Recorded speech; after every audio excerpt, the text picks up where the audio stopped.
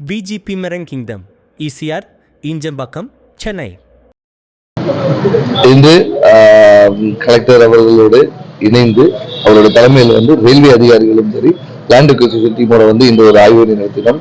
மாவட்டத்தில் உள்ள அனைத்து ரயில்வே பிரச்சனைகளுக்கும் அதோடைய நிலைப்பாடுகள் இப்ப நடந்து கொண்ட பணிகளின் நிலைப்பாடுகளை பொறுத்தும் அதுல வர என்னென்ன இஷ்யூஸ் எல்லாத்தையும் அட்டாச் பண்ணிருந்தோம்.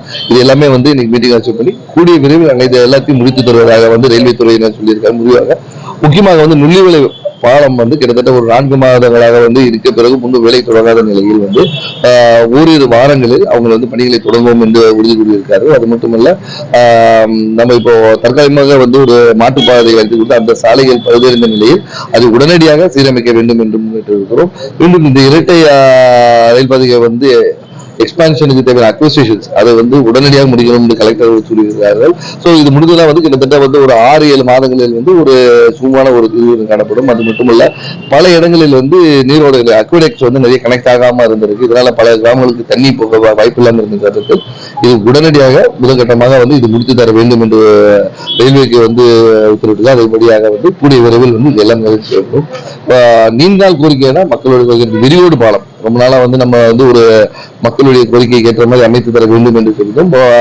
கடந்த ஒரு 6 மாதங்கள் முன்பு அமைச்சர் அவர்களை சந்தித்து இதற்கான மாற்று வழியை சொல்லியிருந்தோம். இப்போ இதற்கான டீடைல்டு பிளான் ரிப்போர்ட் எடுக்க சொல்லி அதற்கான பணிகளை தொடங்குவதற்கு ஆவணை செய்யும்படி கலெக்டர் சொல்லியது. கூடிய விரைவில் இந்த பாலமும் நிறைவேறும். இல்ல, இந்த ஏர்போர்ட், ரப்பர் பூங்கா, ஹெலிபேடு தளம், கடல் ஆம்புலன்ஸ் திட்டம் உள்ளிட்ட பல திட்டங்கள் இன்னைக்குமே பெண்டிங்லேயே இருக்க. உங்க கூட்டணி ஆட்சி வந்திருக்கு, இந்த ஆட்சியில நிறைவேற்றப்படுமா? கண்டிப்பாக இது மத்திய அரசுடைய திட்டங்களுக்கு வருவது எல்லாமே மத்திய அரசு வலியுறுத்தி கொண்டே வருகிறோம். இப்போ புதிதாக அமைந்திருக்கும் அரசாங்கத்திடம் கண்டிப்பாக கேட்டு நம்மளுடைய குமரி மக்களுக்கு தேவையான அனைத்து திட்டங்களும் கொண்டு வரும் சொல்லி இன்னைக்கு சென்னையில காகிதம் இல்ல அவருடைய நினைவிடத்துல நினைவஞ்சலி செலுத்த போன செல்வப்பிரந்தையை அவர்களுக்கு திமுகவினர் துறவியில் சொல்லி எதிர்ப்பு தெரிவித்திருக்காங்க. எப்படி பாக்குறீங்க? அதாவது இப்போ இருக்கும் அரசியல் சூழ்நிலையில் இப்போ நம்முடைய திமுகவினர் ஒவ்வொரு இடமும் காங்கிரஸ்காரர்களை இழிவுபடுத்தி பேசுவதும் அது மட்டுமல்ல குறை சொல்வதை தவிர்க்க வேண்டும். அதுதான் நான் என்னுடைய இது சொல்லிப்பேன்.